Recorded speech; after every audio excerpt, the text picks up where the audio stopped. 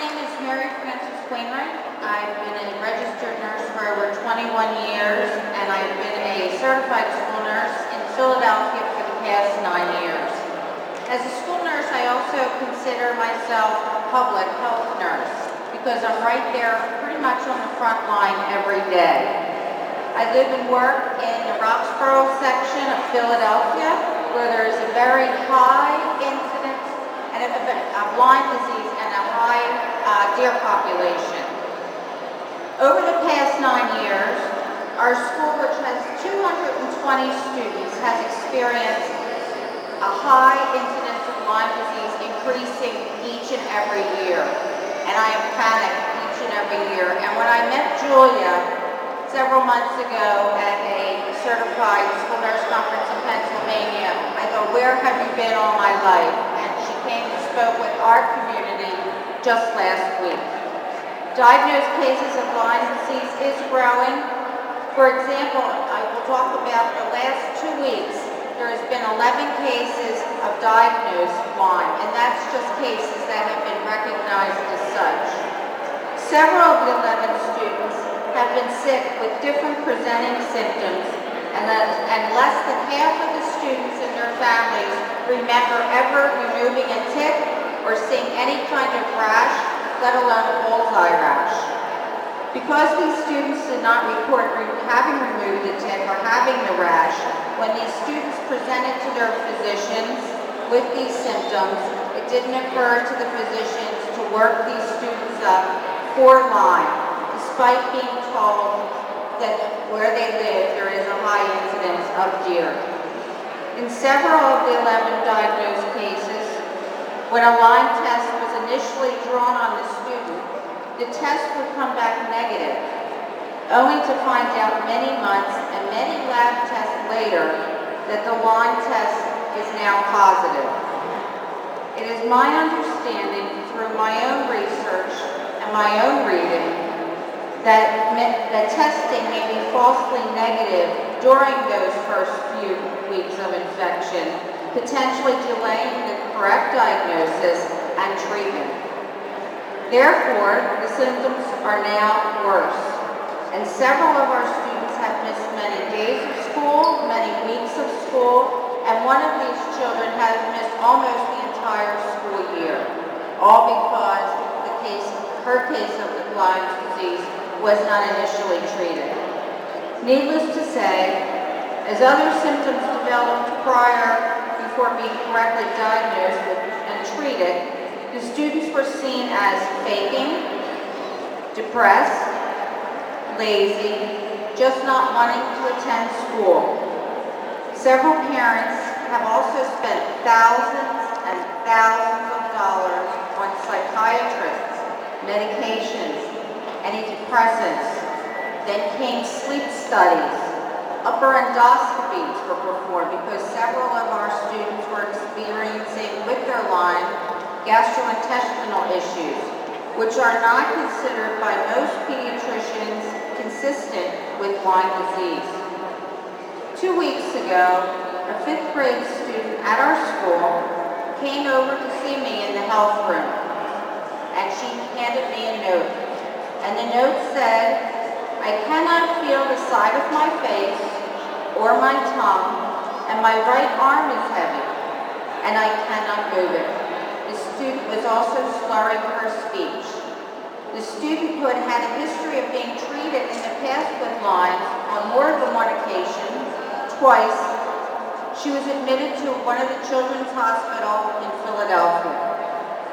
The mother continuously tried to talk to the physicians, explaining that where the child went to school, that she had been diagnosed twice and treated for Lyme disease. Despite that information, the tests were inconclusive. Tests such as CAT scans, EEGs, MRIs, and the 5th grade student was discharged with probable TIAs, transischemic attacks, also known as mini strokes. Several days after being home, after discharge, but not yet back at school because she was still experiencing symptoms, her Lyme disease now came back positive. As I have witnessed with more than one student, once this diagnosis of Lyme is treated with antibiotics, their symptoms greatly diminish and improve and even go away when it's initially diagnosed if it's found quickly. However, symptoms will return many months later, and most commonly physicians explain to those patients and parents that after more lab tests, their child has been infected once again with Lyme disease and chronic Lyme disease, and the previous infection is not even considered. I do not work in the field of infectious disease. However, as a medical professional, it's hard to understand why other infectious disease can get long-term treatment of antibiotics without any difficulty from physicians, yet Lyme disease does not.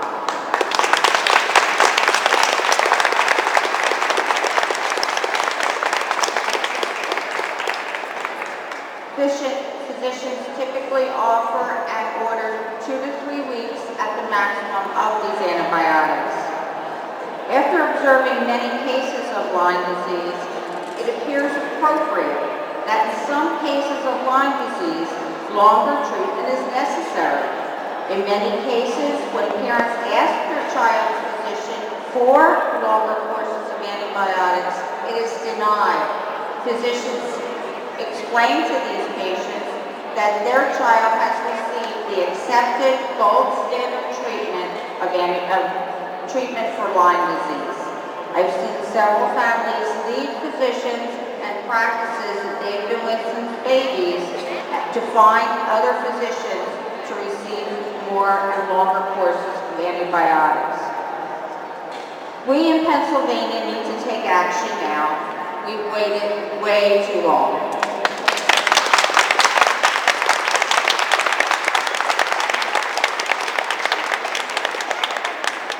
The medical community as a whole is not addressing the issues of Lyme disease prevention, diagnosis, and treatment effectively, and our children are suffering.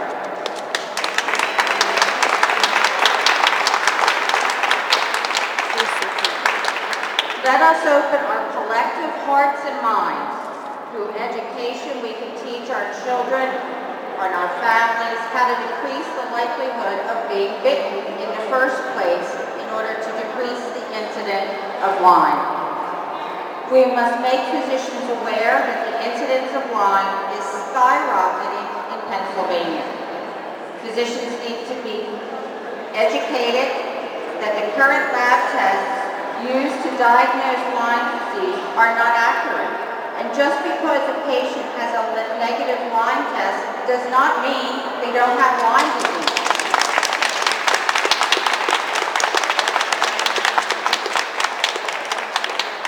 We also need to educate the physicians and the public that antibiotic treatment to rid the body of Lyme disease may take much longer than 2 or 3 weeks.